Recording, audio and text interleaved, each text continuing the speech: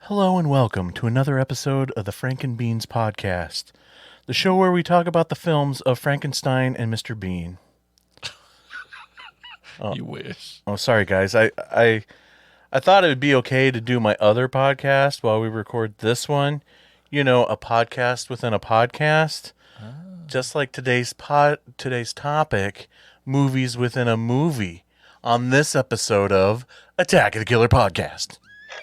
Attention planet Earth and beyond. Stay tuned for Attack of the Killer Podcast. Attack of the Killer Podcast. Attack of the Killer Podcast. Attack of the Killer Podcast. Yay. Lights, camera, action! And welcome to another episode of Attack of the Killer Podcast. I am your host, Insane Mike, and this is episode 290. This time around, we're going to be discussing movies within a movie. Films where within the storyline or plot features yet another movie either going on or they go see or they're even making, because in this particular topic, that's the ones we'll be discussing, where they're making a movie within the movie, getting really meta and hurting my brain. Attack of the Killer Podcast is a horror movie podcast where a group of friends, we get together with a topic and we talk about films within that topic. Now, we're just friends hanging out, chilling, and drinking Zimas, and there may be spoilers, so I just want to warn you. Nice. Thanks. Now, if you like our show, you should consider becoming an attacker. As an attacker, you help support the show and can become part of the Attack of the Killer podcast family. At jointheattackers.com, you can help support the show and get back more perks than any other podcast that's called Attack of the Killer Podcast. Perks sound nice. You can get your own membership card and certificate and sticker. There are bonus episodes, YouTube shows, all which are exclusive to the Attackers. And speaking of exclusive, you can get invites to our monthly horror hangouts, watch parties, and the Attack of the Killer chat. You can even get shout-outs on the show, like these amazing people. That's right. We got Timothy Lennerer, Roman Doppelfeld, Larry Watanabe, Brett Royer, Seth Key, Jessica Irish, Chris Cook, Brian Gutzel, Stephen Sitter, Brandy Moore, Andrew Moeller, Rod Hutchinson, Carmen DeHague, Abraham Moreno, Jacob Book, Andrew Bentler, Casey Kelderman, Tony Miller, Mike Clayton, Rose Tal Shoma, Marcus Rude, Abe Kirshner, Lisa Cavalier, Holly Berg, Emily Randolph, Bill Fisher, and Greg Diedrich. Awesome list. And you too can join that amazing group of people by going to jointheattackers.com. Pick the terror that best suits you and become an attacker today. Again, that website is jointheattackers.com. And now it is time to introduce you to the podcast crew. He got his start in filmmaking, working for free in the lighting department. He didn't do it for the money, he did it for the exposure. Jason. Nice. I also hope people are out there Googling the Frank and Beans podcast. I hope they're trying to find it. Am I going to have to make it now? You might have to. Thanks for listening, everybody. He was filming a short film about an octopus, but he had to stop because he was experiencing tentacle difficulties. Tad. Hey guys, Jason's always exposing himself. Hey, This is true. hobby's a hobby. He got a job as an extra in a movie. His role was to walk up to the lead actress, comb her hair away from the middle of her head. It was a bit part. Andy. Hey everybody, thanks for listening. We're still listening. Oh, I hate when he makes me laugh. Speaking of bit parts, here's Tad with what we watched.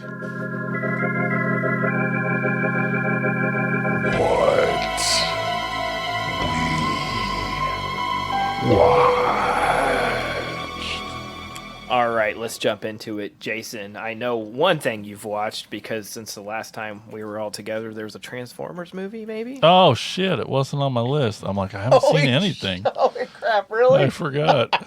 I had nothing, but I have seen the new Transformers movie, Rise of the Beast. That's right. got a gang of us together, went to the theater. Insane Mike was there. I was Simon there. was there. My pal Yeah. Eddie.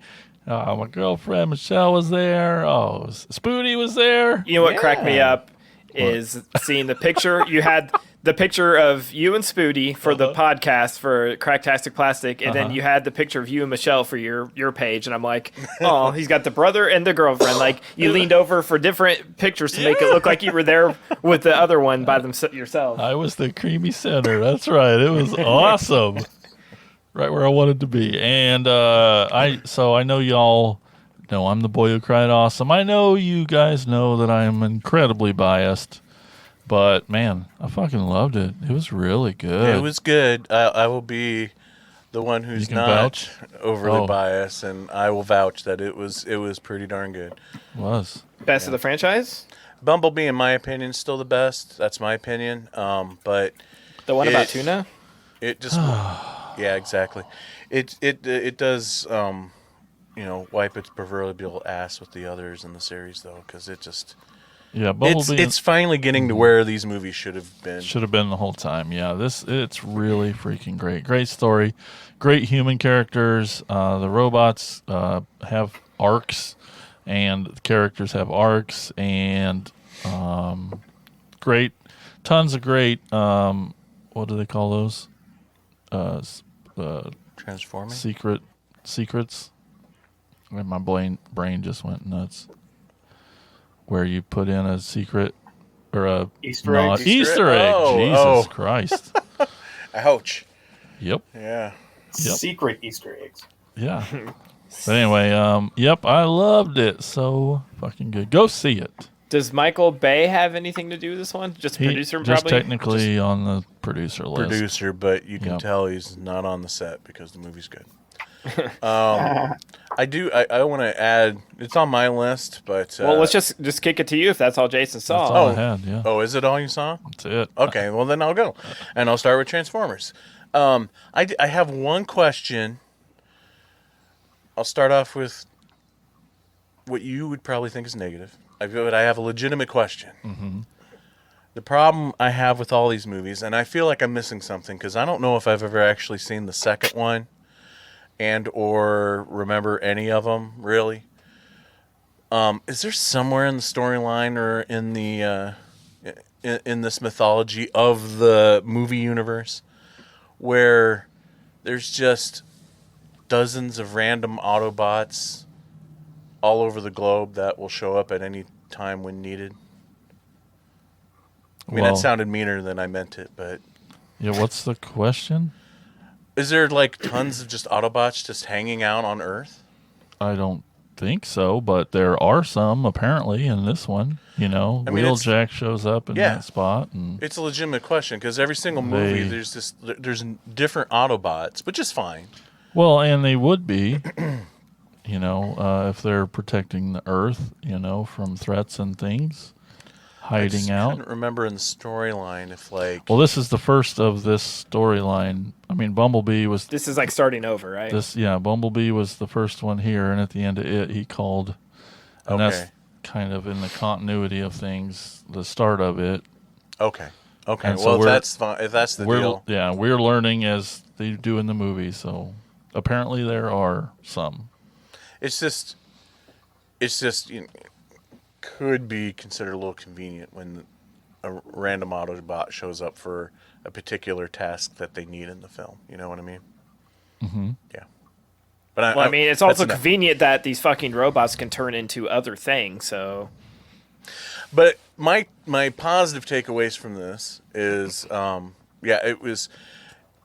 it was really good. It wasn't as just random all over the place as the Bay movies tend to be. The story felt pretty tight, and the effects were cool.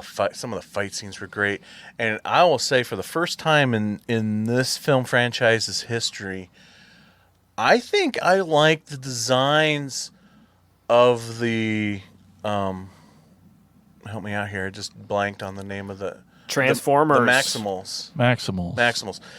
I think I like the design of the Maximals in Really this cool. movie better than the original toy designs. That's I mean, that's saying a lot, man. It's cool because they kind of have like almost like a post-apocalyptic look to them of a mesh of mechanical and animal, It looks like the fur's like sewed onto the metal, like or metals patches. fused onto an animal kind yep. of thing. Yeah, and they just look really really good. And I was worried there that they. Well, I won't. I guess I won't get into that because that's all for later. And I feel like they really handled these characters way better than any time they've tried to work in a group of other characters, like the Dinobots in particular.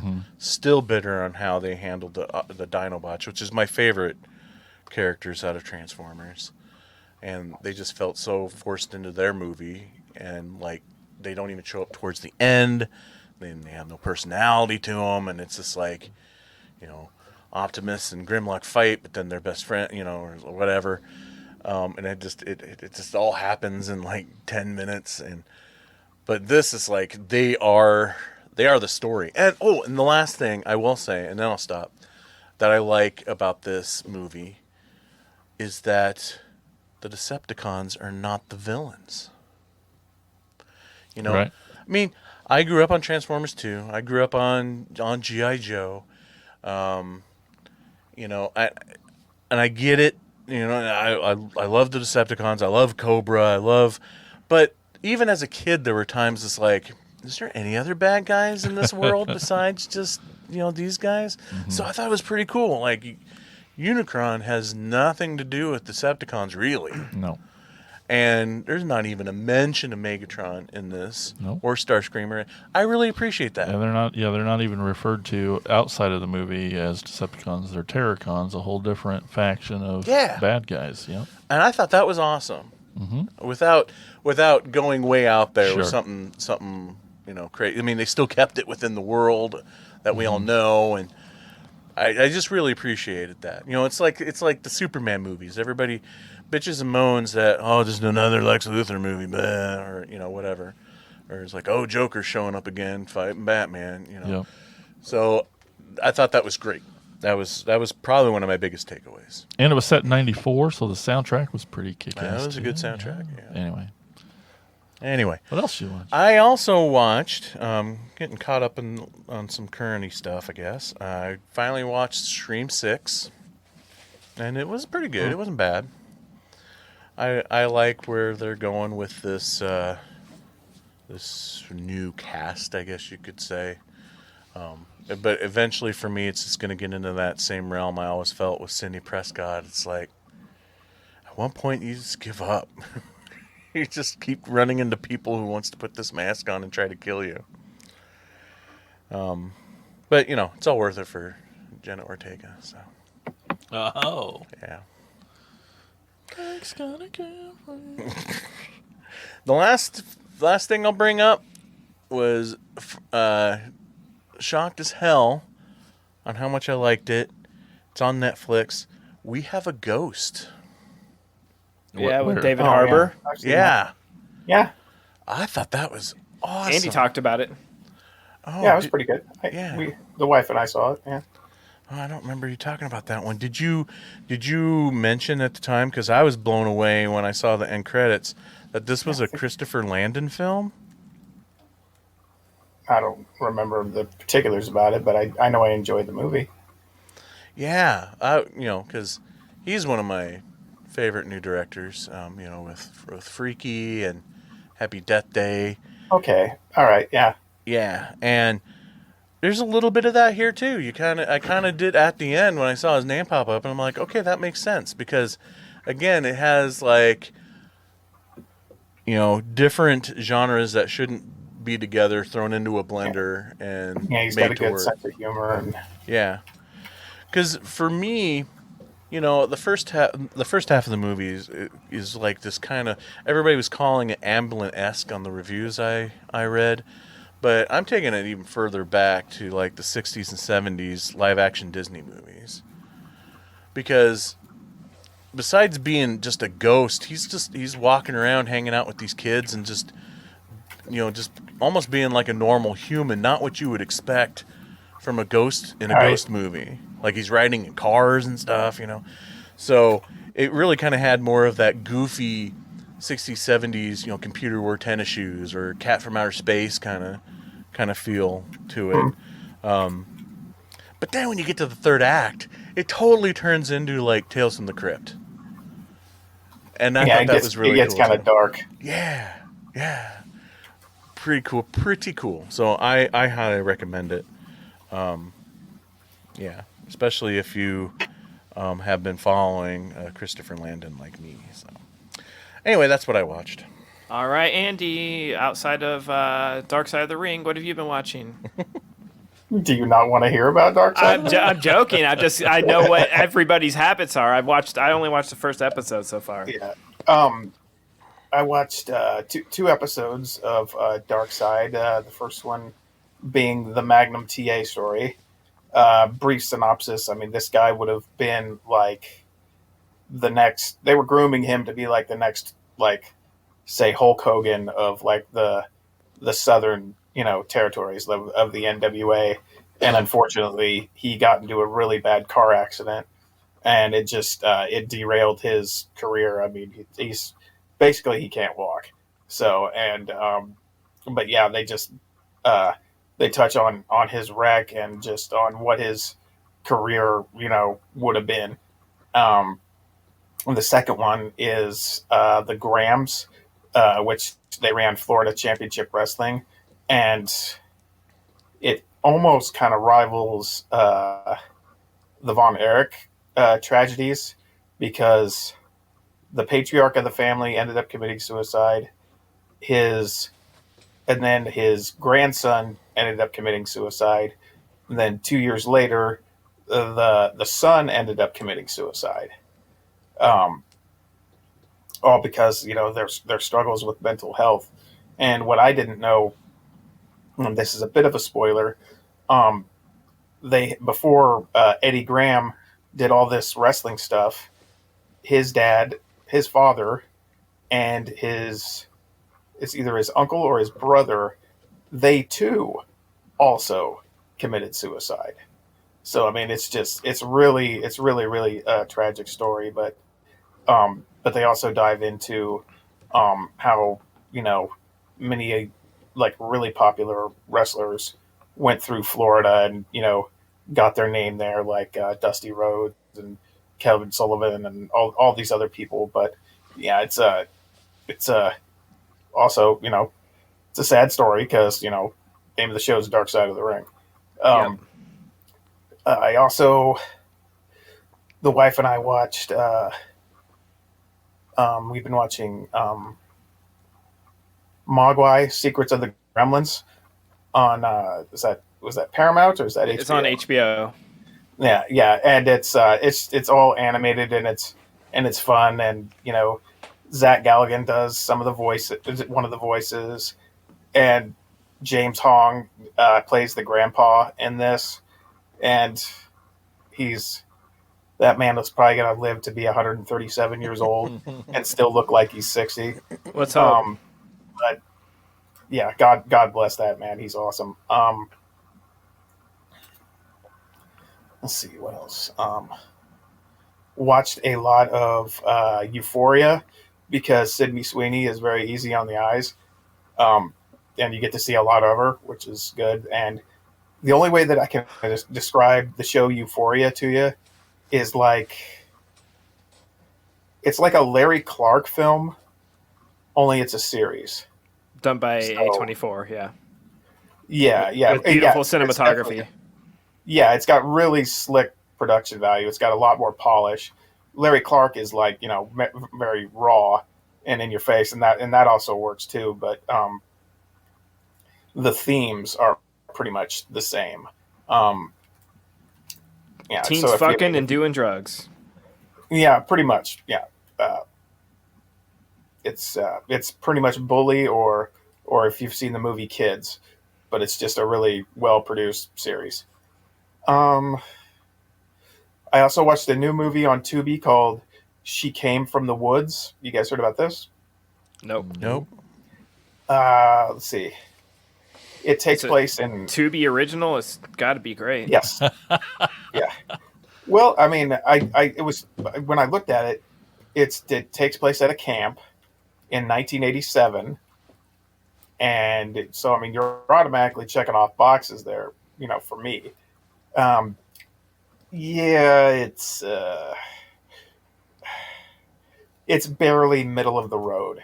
I mean, it's almost like they're trying to combine um, they're kind of what they tried to do is make a weird hybrid of Friday the 13th and Blair Witch, and it's not that great.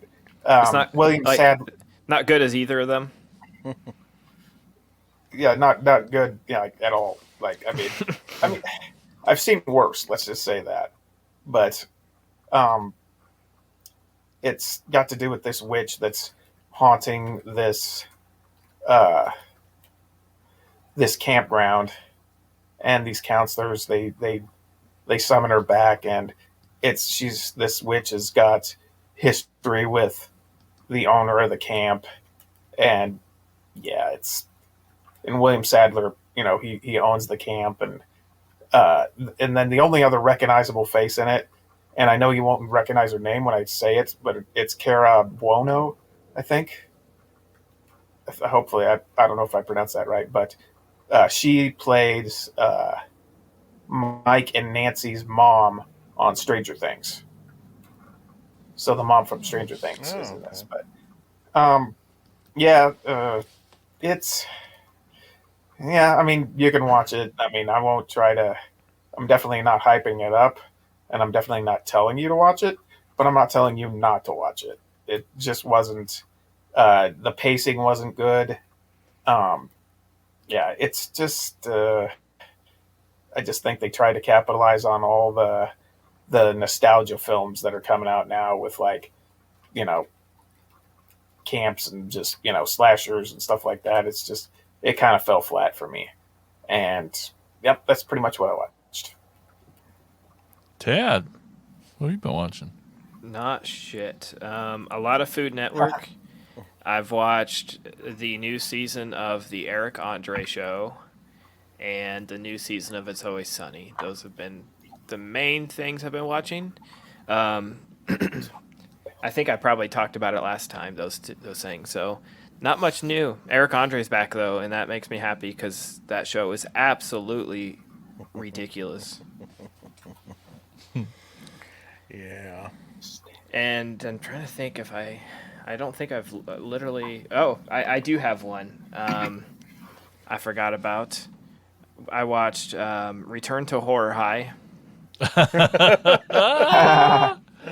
Why would you pick something like that? I just wanted to add another movie to the list. Yeah, Movies sure. about movies, so Well, do that's good. extra credit. Extra credit. Nice work. Trying to be the teacher's pet to Mike, so I went ahead and watched it a few years Loves ago. loves him some Clooney. yep. Yep. Awesome. Well, that's good. Okay, well, thanks, Tad, for that. And now it is time to get into the films, the feature presentation, if you would, for this episode. Jason, where are we starting? Starting way back in 1990. Remember where you were when you were in 1990? Elementary Sadly, school. yes. Oh, God, stop it. I was 5. Don't. Mike is graduating. No, I One didn't year graduate later. Yeah, there you go. And we're going to watch that movie from 1990 called Meow, A Cat in the Brain. Try to concentrate on the metronome. You will do everything I tell you to do. You nearly killed the telejournalist and smashed a camera. Yeah, stick it on fire! And then you started to tear off Mrs. Herbert's clothes. But you won't remember anything.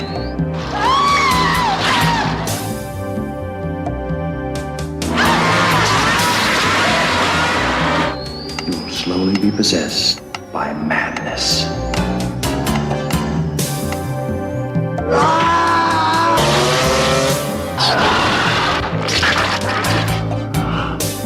You'll think you've committed terrible crimes. What's the matter with you, Pussy? But I'll be the one who kills, and wreaks the horror. Just like you do in your films. Doesn't look real to me yet. Get him out of my sight.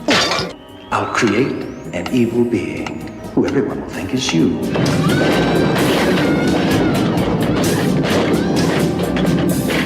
A mad, bloodthirsty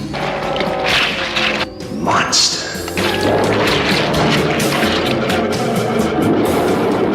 Your films, your scripts will condemn you as the murderer. After all, doesn't that stupid old theory say that seeing violence on the screen provokes violence? Hmm?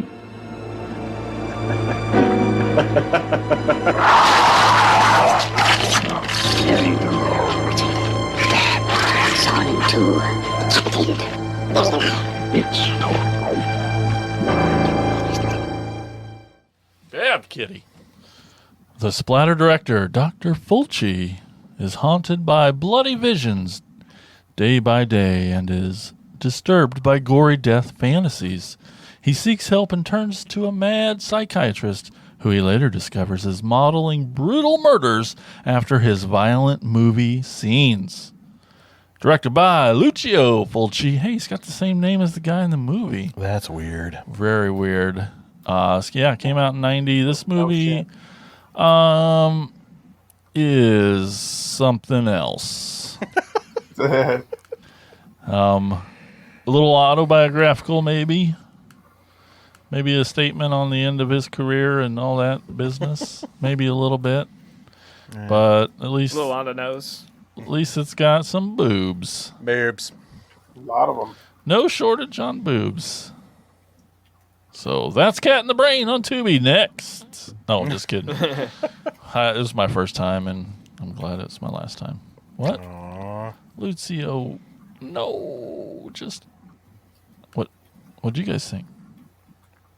I maybe just this one in concept is way cooler than it is on screen. And when I started watching it, I quickly remembered I should have tamed my excitement because Fulci was never a good storyteller. He was a visual, gore, cool, wild scene guy.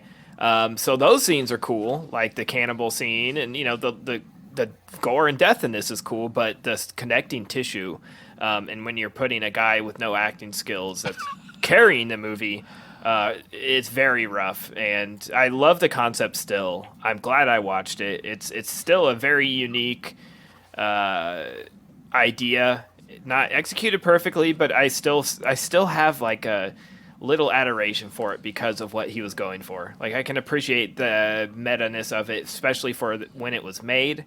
I mean, it just wasn't being done as often back then, and it's sort of just ambitious, maybe a little too ambitious for what he could pull off, but still really, really cool. And like Jason said, I don't see myself popping this back in again.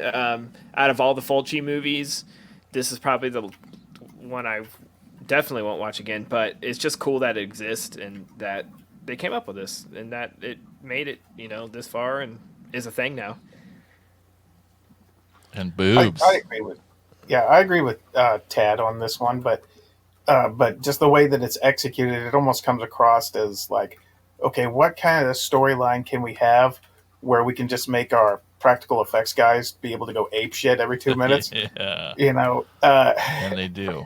I mean, and it looks good. I mean, that's one of the it's almost a saving grace to the film. But I agree with Tad when he says, I love what he was shooting for. It's just the execution is just not right there. And the psychiatrist, there's another guy that can't act very well either, because every time he's like approaching somebody like he's trying to kill somebody, he's looked like he's trying to take a shit to me. Yeah, he can stare like nobody's business. I just pretend it was Will Ferrell to get through the movie. That's what I did. Yeah, I love the fact that Lucio is rocking the Ed Gein starter kit at the beginning of the movie with the flannel and the matching hat. Another thing that I found weird was, since we're talking about boobs here, there was a moment in when that guy's like getting with that hooker and he's like grabbing towards her nether regions. I don't know what kind of weird Jim Henson workshop kind of looking thing that she had, like a weird looking Muppet muff going on, man. It was just very strange. Well, he was trying to put his hand in the puppet. Yeah, exactly. Yeah, get her to talk. Oh, jeez. Obviously, And we're all canceled. Great.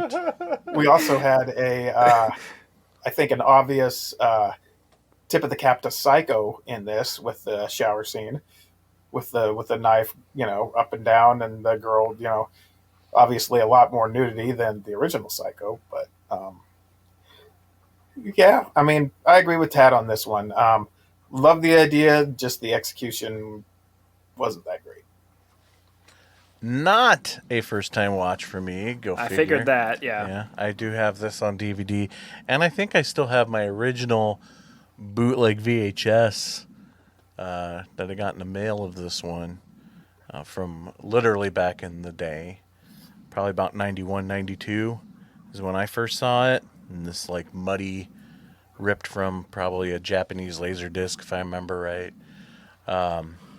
So, and it was a big deal back in the day. It's like, oh, this new Fulci film, and it's gory and stuff, and It's Fulci himself. yeah, and Fulci, and it's like meta and weird, and it is definitely way ahead of its time. Like they did not, nobody was really making movies like this where the filmmaker puts himself in the film, basically playing himself and being autobiographical about his line of work and the movies he's making, and even on top of that, purposely not making himself look good. Yeah. and there's almost like, if it wasn't for the fact that it was him, it just really felt like a commentary on how bad horror movies are for you, and Yeah. all this sex and violence. But yeah, definitely a lot of fun gore, great gore. Just some brutal stuff. I kind of want to go. I haven't watched it in forever. I want to go back and watch New York Ripper and compare which one is the most mean-spirited, brutal, and gross of the two. Because this one just you feel dirty kind of after watching it, and some of the kills are just like mean-spirited. Like I love one of my favorite gags of the whole movie is when the killer is killing that one girl that was like propositioning him, and chops her hand off, and then while he's chasing her, he steps on it, like he purposely steps on the hand. I'm like, that's just going a step further. I thought it was awesome.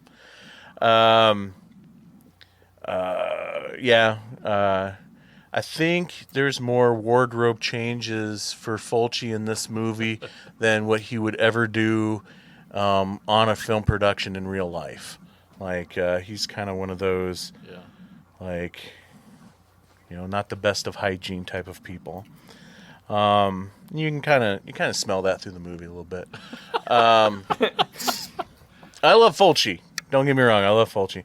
I also, as a schlock film lover, bad movie film lover, I really love and appreciate the fact that it almost feels like the movie was made in order to use up some film stock, but we don't have enough film in the camera for a full feature film. So how do we fix that and release a whole other movie with very little film and shoestring budget?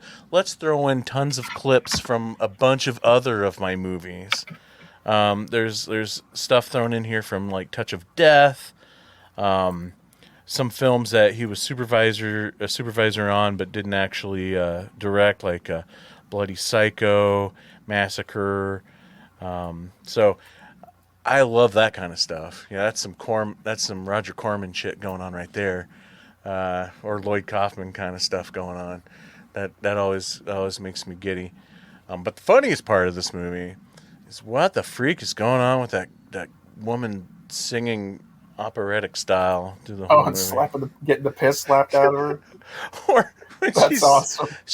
I was laughing hysterically at that scene where she's singing That in is her pretty funny. sleep. She's singing in her sleep, and the guy just very slowly gets out of bed. He can't take it anymore. He gets out of bed. He looks at his belt, and he's like, nah. And then he finds something else. I forget what now, and then just walks over, gently places the rope or whatever behind her head, and then strangles her. Like, it's just slow and thought out of him trying to find an instrument to kill her with. All the time she's like singing in her sleep. It's hilarious. Loved it. It's definitely not Fulci's best work, obviously. I can agree with that too. But still think there's probably worse in his filmography. Probably. We just haven't got there yet. I haven't found it yet. You haven't seen The Show it to Devil's you guys. Honey yet. That's strange. Oh yeah, that's right. I need to see that one. I have not. But And this was originally Nightmare Concert. yeah, it was also called Nightmare Concert. Yeah. Neither title is Really. real descriptive of what we're watching, but Well, you get this title within Literal, the first yeah. 2 seconds of the movie. right. They're showing the inside of his skull and a cat eating his brain, which Right. I've always loved that too. I think that shot had shown up in some compilation tapes I've made of gore scenes back in the day, in my VCR to VCR editing days. Nice. Yeah. My favorite part of this whole movie is the poster.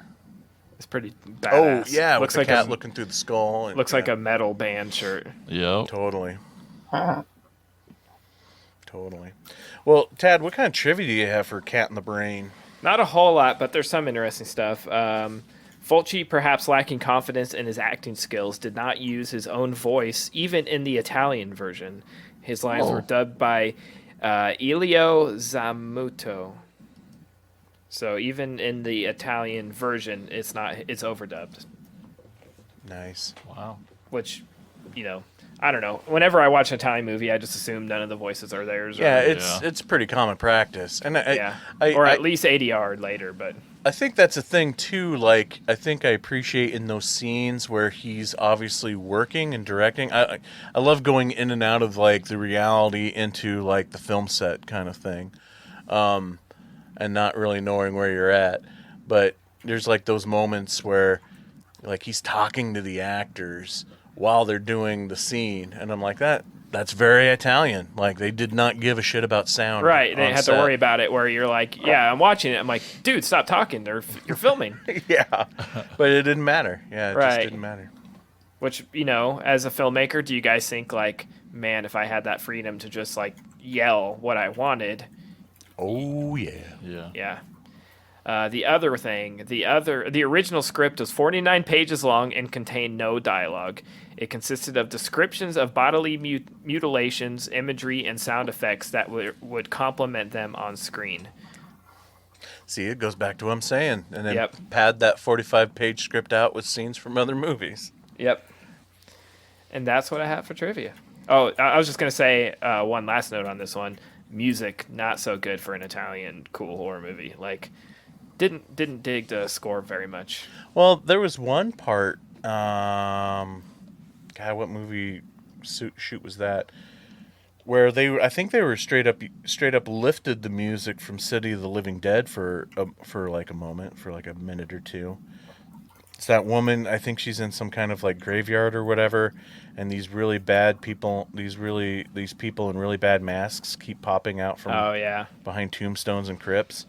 Yeah, I'm pretty sure that that music was straight up lifted from City of the Living Dead. So that was probably the best. Right. Music Some of of the it movie. just didn't. I mean, I guess it's like the parts where he's not killing or there's not murders. You can't just use cool like Tangerine Dream or Goblin. Goblin. That's the Yeah. name I'm looking for or something. But it was like annoying me. Well, I'll tell you, that's probably the biggest disappointment of this whole movie for me, is that it completely lacks Fulci's usual atmospheric style. Right, From yeah. like The Beyond or City of the Living Dead or House by the Cemetery. It has none of that. And if like you're telling this kind of autobiographical story, about your own descent into madness and in and About out your of films, yeah. about your films and in and out of reality of things. That's just ripe for like, hey, let's get some red gels in here, or let's bring in some fog, whatever the case may be. But yeah, just we had really it was just really flat, had no atmosphere to it, which was the biggest disappointment. So Tad, what's our next film? Our next film is from 2014. It is I Survived a Zombie Holocaust. From the country that brought you Brain Dead, Black Sheep, and the piano.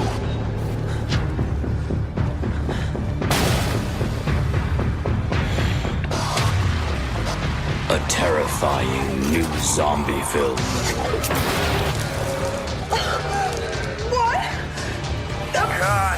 Within a zombie film. Where's the runner I asked for? This is the new runner. We shouldn't be doing this. It's dangerous. Is that her American accent? This sickness has got the whole town on its back. They say something nasty got into the water supply. Oh, thank God. I was worried I'd undercooked the patties again.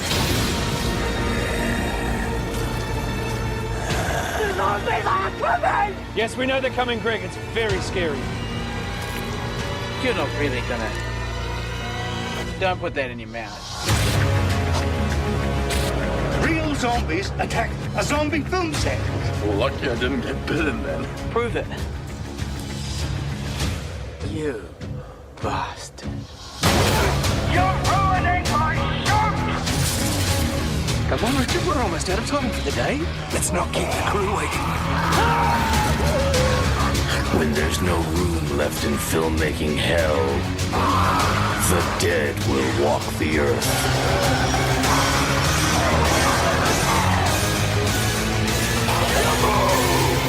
Cinema never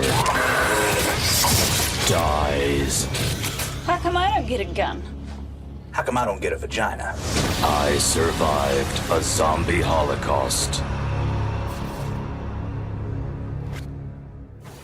A young runner on a zombie film set has the first day from hell when real zombies overrun the set.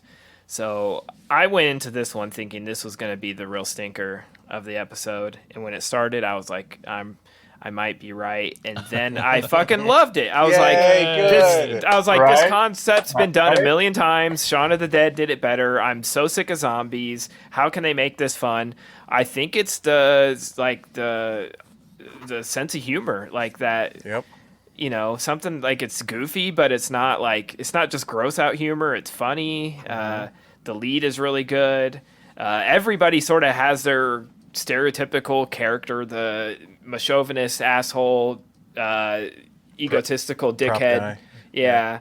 The angry director, producer that's, then we have the old character actor who is method acting, the cute girl that does, the catering, but she's not really good at that. She's just trying to get in.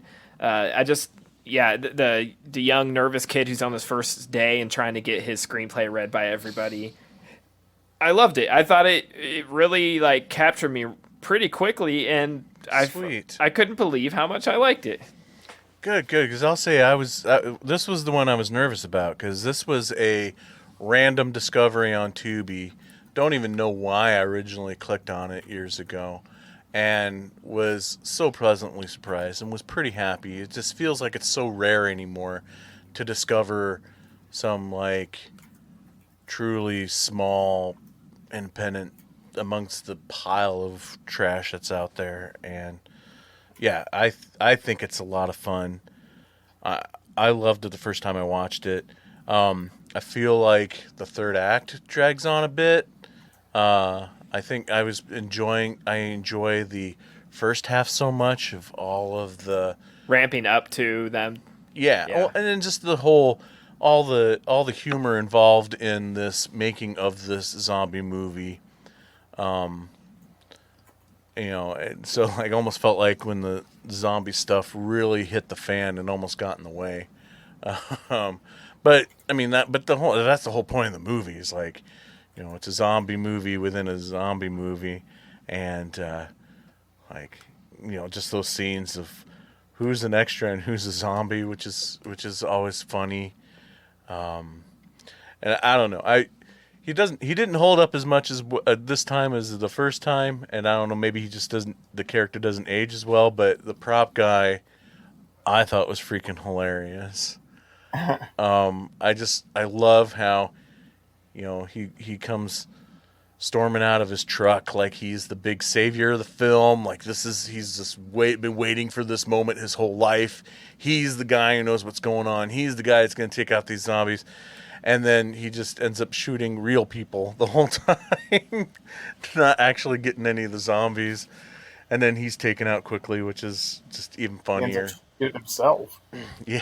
Oh, yeah, that's right. He did shoot himself. Yeah, that's right. It reminded me of that part in Feast when the guy says, "I'm the guy that's going to save your ass," and then he just gets eaten right away. Exactly. I think this one's a lot of fun, and I also realized too, like, if there is somebody, if you come across a movie that has maybe bad performances in it, if you throw on a New Zealand accent, it's forgivable. So, but yeah, total thumbs up for me. I agree with Tad and Mike on this one. This was the first time watch, and this was the one I was most worried about. I'm just like, I was just like, oh god, it's just, Yep. and then I was just like, well, I got to watch it, and then I was just like, oh my gosh, this is really good, and basically everything you guys said, and just I love how even all the minor characters, for what little time they were there, they had their moment to shine, and it made them memorable. Yeah. And yeah, that's what I really, really liked about this. Between, the props guy, the egotistical actor, just any one of them. What's the New Zealand guy that played rugby? What was his job? I think he was he? No, he wasn't AD. God, what was he? Well, I mean, regardless of what he was on the film, I mean, I thought he did really good too. His character was appreciated because otherwise, because he was still like kind of a jerk to the runner guy off and on, but he was also one of the nicest ones to the runner guy. And if you're gonna have a movie where your comedy's based on all these people being assholes, you've got to have at least one redeemable character. Amen. That is kind of on the side of our main protagonist. So I like that character a lot too, because it balances that out. Yeah, I mean, I don't know really what else to say. I mean, it was just it was a really it's just a funny movie. Yep. Zombies. I pretty much feel the same way, just maybe not as much as you guys, but it's fun. I like the main dude. He's got just a great smile and just a simmy. Yeah, he's awesome. Just a simmy. Yeah, ridiculous. I did not like the prop guy at all. I'm glad he killed himself. Yeah, it's ridiculous. I don't think they're supposed to like the prop guy. Mike does. I thought it was funny. I think he's funny too, but I mean that's the funny part. You're not supposed to really like him. I liked how they opened it with them shooting a scene, but you're seeing it as the viewer, like you're watching a movie, and then they pull back and you're seeing it shot. It's been done a million times, but it was really fun because then the girl's like, "You said you weren't going to get blood on me," and I know, because the movie starts with the inner movie, and you're like, man, this acting's so bad. Right. They pull a quick one on you. You don't know if that's what it is yet, and then you're like, thank God that was the fake movie, because that acting, I couldn't do a whole movie. But they also do like the. Go ahead. I was just gonna say when they do like the tough guy voice, it's like permanent, like dirty Harry voice. It's just like, give me a gun. It's so damn corny. But this movie does a good job of getting you again near the end too. Just that final. I mean, so I won't spoil it any more than y'all have. But yeah, it's. Yeah. But it does a good job of getting you another time. It's pretty cool. Mm-hmm. I like how they did that at the end. Yeah. Again, hard to talk about it without giving it away, but I agree. I did like that little stinger at the end. Cool. Tad, what trivia is on this one? Not one single thing. But I looked into a little bit of the director, Guy Pigden, and he's done some very different stuff since then. This was his first feature, his first anything, which is pretty crazy. He didn't do any shorts, or not, at least on IMDb. And then he ended up doing a few shorts, TV series, and just last year did a very interesting looking documentary. So, very serious one. So, Interesting.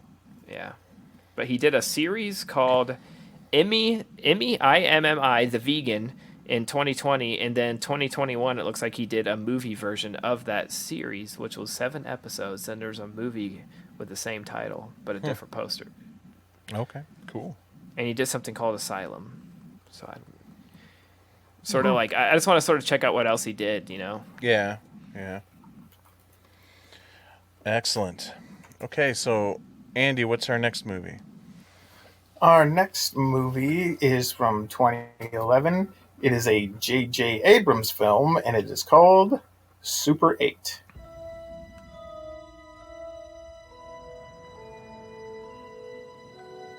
I've got nothing against your friends. I like your friends.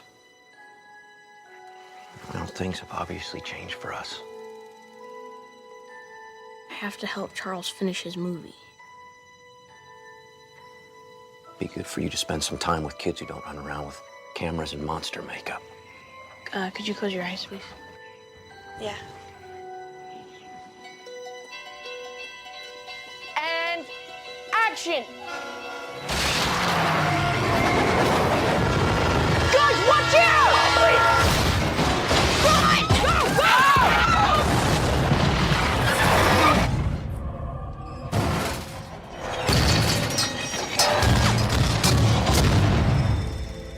An eastbound freighter derailed. What the cargo was on that freighter, we don't know. We can't tell anyone. I know. I understand you have concerns about our cargo. Colonel, there isn't anything else that I should know, is there? I can assure you the answer is no. We've gotten calls from people who found local dogs, but the calls coming in aren't local. Lucy! It's like they all just ran away. I've got property damage. I've got theft. I've got 9 people missing now. Clearly things happening around here that I can't explain.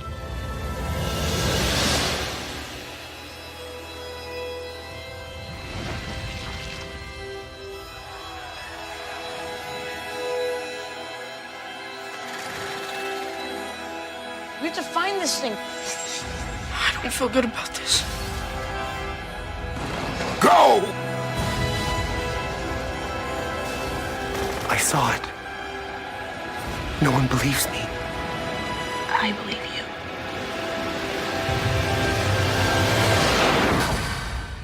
What the hell?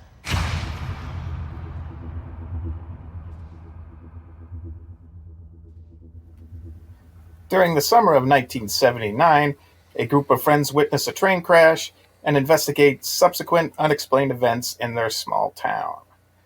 Okay.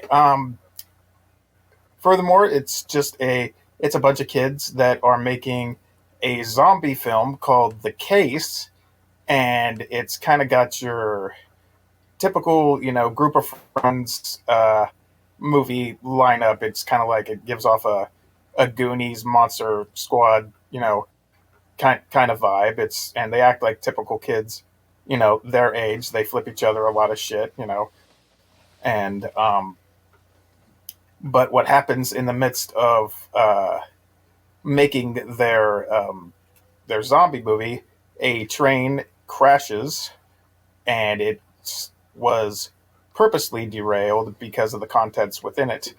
And long story short, spoiler, it is a alien, and a very, very large one. And it eventually ends up wreaking havoc on the town, but for very good reason, because the military is involved. I saw this years and years and years ago. Um, I think it works really well because of, when you have like a group of friends, you can easily identify yourself with one of them, or you can identify somebody that as one of them. And I can totally see Mike as the young director Charles in his room with a Super 8, Oh yeah. wanting to film, and monster makeup, and he's got I mean, I think he even had a Dawn of the Dead poster in his room. Yeah, I'm just gonna say you're still describing me today. This movie is just basically the birth of prescribed films. Yeah, hey, there you go. Yeah, where I'm just describing myself and my friends. But yeah, it's got a budding teenage love story, and there's tragedy involved with Joe, one of the main kids who lost his mom, and they're just trying to figure out why this alien is wreaking havoc around the surrounding community, because it's pulling engines out of cars, it's stealing microwaves, like really, really weird stuff, and it's also eating people because it's very, very angry. But as we go along, you'll figure why it's being defensive. I like this one. I'm glad I watched it a second time, but not one of my go-to group of kids movies. But it's not bad. What did you guys think? One of my favorites. I saw this in theaters. Love it. Watched it. Own it on Blu-ray. Own it on 4K. Watch it every couple years. I adore this movie, man. This is like the new generation's Goonies or E.T. I know it's very typical, but man, it's so much fun. These kids have great chemistry. To me, this is like J.J. Abrams firing off, doing his best work. Very Spielbergian. I don't have anything negative to say about this. I love it. I turned it on and turned off the lights and pumped up the surround sound when the train comes by. That scene is just fucking awesome still. Oh yeah. Still, I know what's going to happen, and it still, gets me going, gets me pumped up, gets me excited, which takes a lot now. And man, I still love this one. 100% cut, copy, paste what Ted said. It's one of my favorite fucking movies of all time. I need to get it up into my top 5. It's so fucking good. Yep. Just everything about everything. Kids on bikes. I just can't get enough. It's one of the most amazing films for cinematography you'll ever see. It's every shot has a fucking purpose, and the movement. Oh, it's fucking brilliant, and it just feels Spielbergian over and over. And yeah, the score, the story, the kids, it's fucking perfect. I also love the fact that it's got everything that you see in this is oriented to the time that it was made. I'm a stickler for that. I don't want to see a car that's made in 1983 in a 1979 movie, and you don't see that. Everything is just done like really, really well. I agree with all of what you guys are saying, and Jason was saying that it has that Spielbergian feel to it. I feel like this is probably one of the best, if not the best, example of recapturing that from the day. I mean, the kids on bike thing is done so much nowadays that it has a genre name, kids on bikes. And I don't think anybody did it as well as Super 8 did. And then it definitely, what's that? I said, no, you're right. Yeah. I mean, even Spielberg can't top this. No. At this point, yeah. And it definitely speaks to the kid in me as well, having these kids trying to make their own movies. It's everything. It's Yeah. fucking it's perfect for us. Which I love this entire movie. Can't think of a moment I don't like, but I'm gonna say my favorite part is the end credits where they show their zombie movie during the end credits. That is awesome. Yeah, that's great. I also really appreciate that you have your typical clan of kids in this group. Kids on bikes, you got the stereotypes, but for one of the rare times, the fat kid is not the comic relief. He's almost kind of the leader of the group, really. Yeah. Yeah. And you never get that, so I thought that was cool. I really appreciate that as well. I even thought the alien looked pretty good.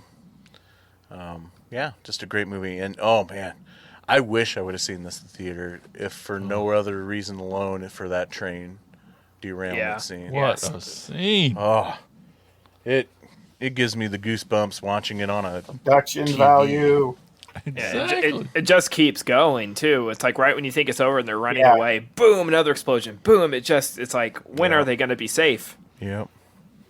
And yeah, and that would have been me 100% as a now even nowadays, like, oh, the train's coming, production value. Yep, got to get it in the background. Or, oh, the military is invading our town. What's going on? This is scary. Oh, who cares? Let's film in front of these Jeeps so it looks like add production value to our film.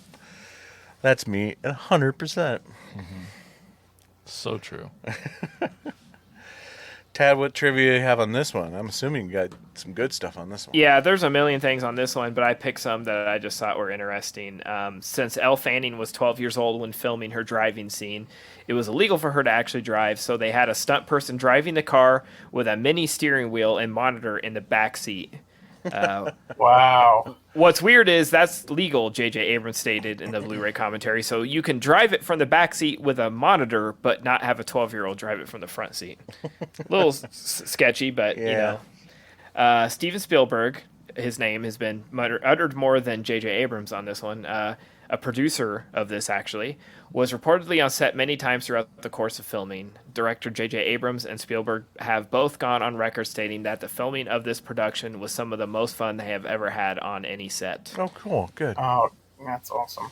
Riley Griffiths, who played Charles Kazink, played an April Fool's joke on Abrams during the filming. On the verge of crying, I told him I had lost my script, lost it at a mall in L.A. Somebody took it, and it's online. He totally fell. He totally fell for it. I think I might have been more scared than JJ. I was trembling. Little asshole. Yeah. You ever? Speaking of little assholes, have you ever seen what? Hurry up.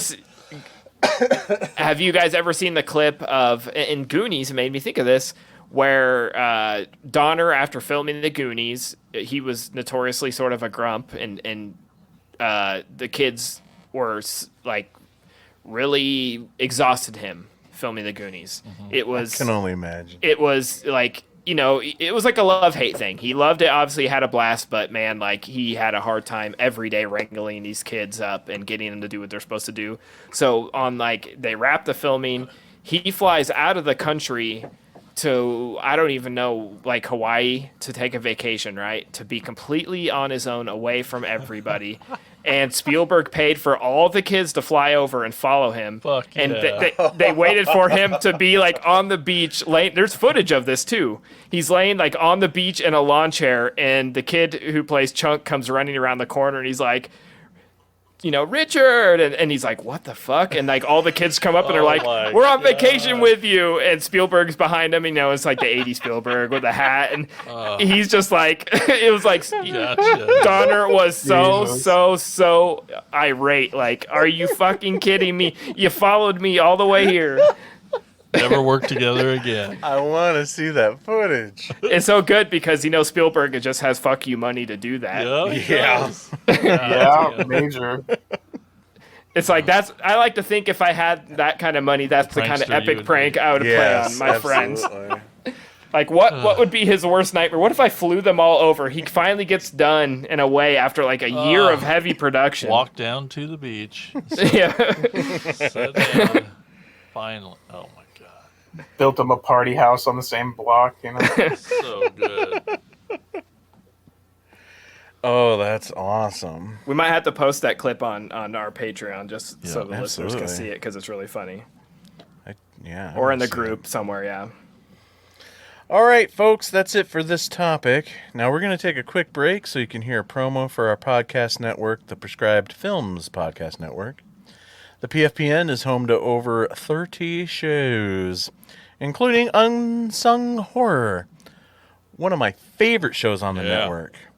Unsung Horror reviews of unsung horror movies, less than 1,000 views on Letterboxd, hosted by Lance and Erica. Check them out and all the other shows at thepfpn.com. And when we come back, we'll have our last couple of segments, so you'll want to stick around. We'll be right back.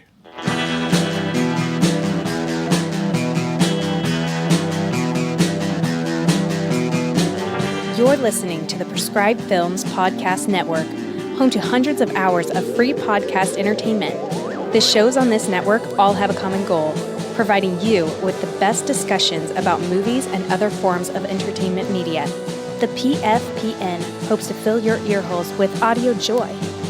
Visit our website with links to all the other amazing shows at www.thepfpn.com. Thanks for listening.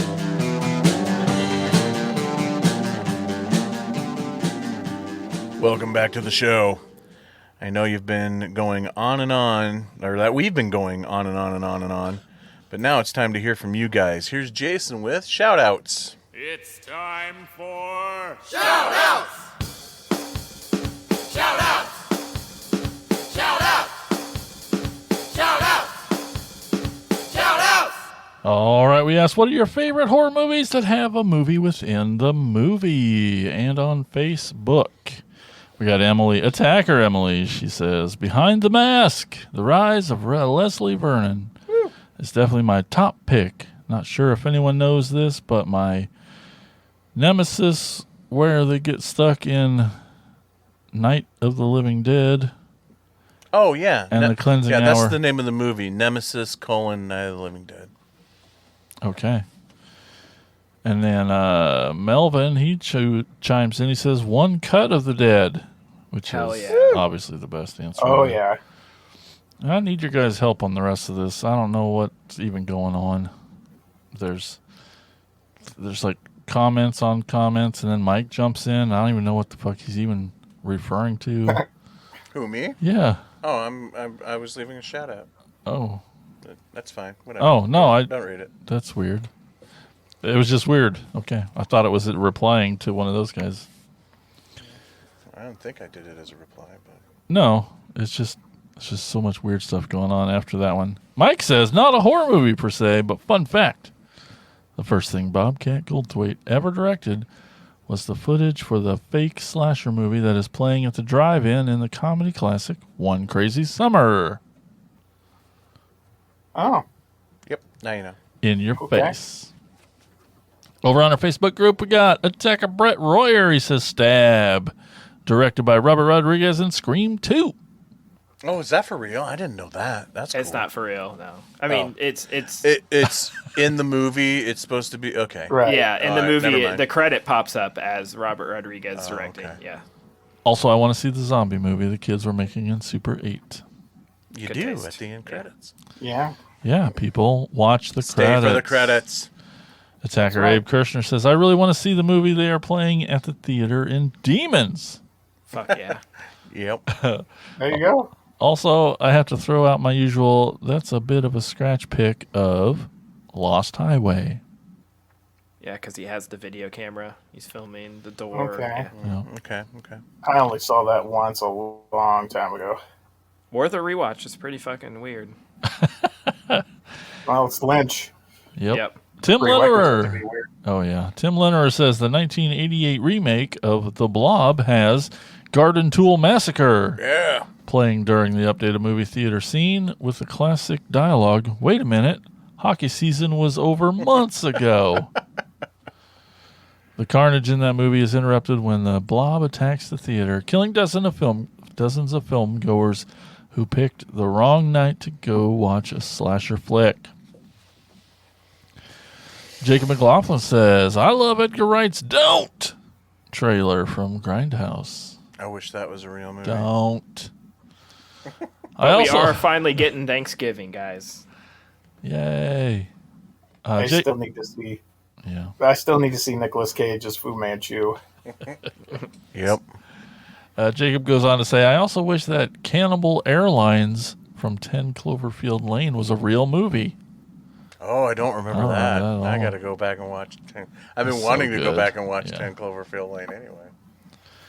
And while it's a commercial, it would be kind of awesome if Cheddar Goblin from Mandy was a real mascot for macaroni and cheese. Talking about a bit within a movie that has transcended the movie. Yeah. It's goblin good. That has more merch than like actual mac and cheese brands. Yes. Nothing over on Twitter, but on Instagram, we got Old School Video Inc., the Rapester. Demons is the absolute king of this. But mega props to the Final Girls. Thank you. Fuck yeah, man. That movie's so I mentioned good. that So one. good. And to Return to Horror High for making a horror movie and a horror movie. And then we got, lastly, we got Dino Bite with the 3 instead of an E _ entertainment says, "Don't" from Grindhouse. And, yeah. Oh, Mike, you see that? There's the beeping. I was wondering. Beeping light. Oh, all right. I'll push play. Hey everybody, Attacker Brian here for my bi-weekly phone call, and it sounds like this episode, the podcast crew is talking about movies inside a movie that you would like to see. Or maybe you wouldn't like to see, it was just a movie inside a movie. So I'm sure everybody's going to go with the movie Inside Demons. That always gets a lot of love. How about Stab, that's in the Scream movies? I almost feel like at this point, we'd be better off with Stab over Scream going to New York, but it's actually in Toronto. Wrong. Just me being Wrong. Woke, I guess. Hell, I don't know about movies. And then, if you remember the Grindhouse double feature that Tarantino and Robert Rodriguez did, there was a movie called Don't. And it says don't about 50 times in 2 minutes. And if you plan on going to see that movie alone, don't. And if they make that movie, we probably don't want to see it. It looks that bad, but I would probably buy it on 4K from Vinegar Syndrome if they release it. You guys have a good day. Take care. Bye-bye. Thanks, Godzilla. And you too can leave your voicemail and get it played on the show. Just give us a call. Just take that phone out of your pocket and push 415-952-6857. Or if you have an old rotary phone that still has numbers and letters next to it, you can dial 415-95-AOTKP. Leave us that voicemail and get on the show. That's shout-outs. Do you think Edgar was tipping the cap to Torso when he did that? Oh, yeah. Oh, 100%. I think I even read that somewhere. Torso. Well, speaking of torsos, this guy's got one. It's Insane's Picks.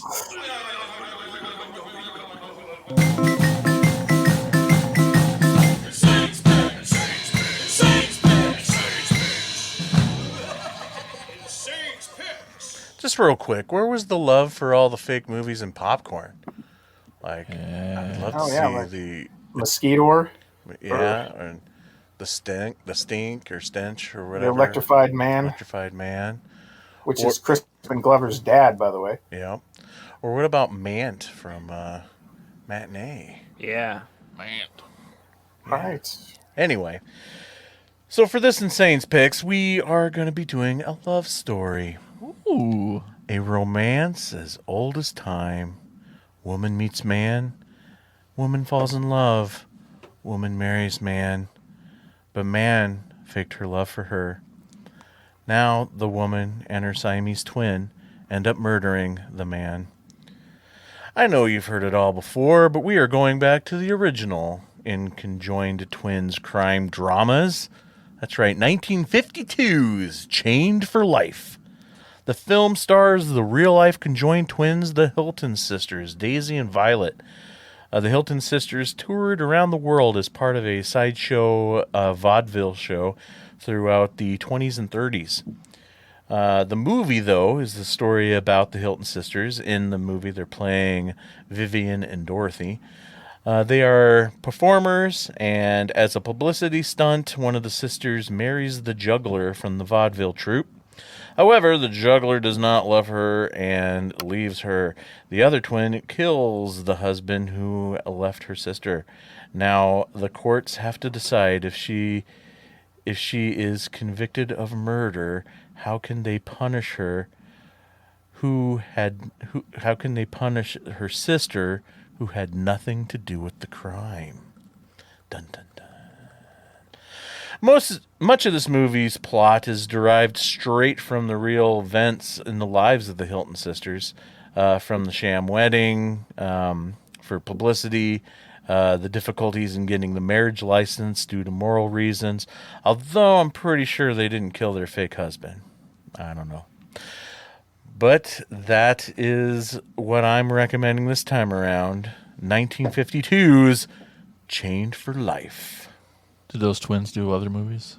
They were in Freaks. Yeah. I think that was it. Like Chained for Life, their big break, their big starring role, and it was the last film they did before they died. So we need to get some conjoined twins for our movies. I would love that. Yes. All right. Some people think we're conjoined twins. That's true. Yeah. So that is it for this episode of Attack of the Killer Podcast. I want to thank everyone for listening. You can find more Attack of the Killer Podcast on Facebook, Twitter, Instagram, YouTube, and even TikTok. And don't forget you can become an attacker by going to jointheattackers.com. Thanks everybody for listening. That's a wrap. Cut and print. Oh no, could this be the end of? Attack of the Killer!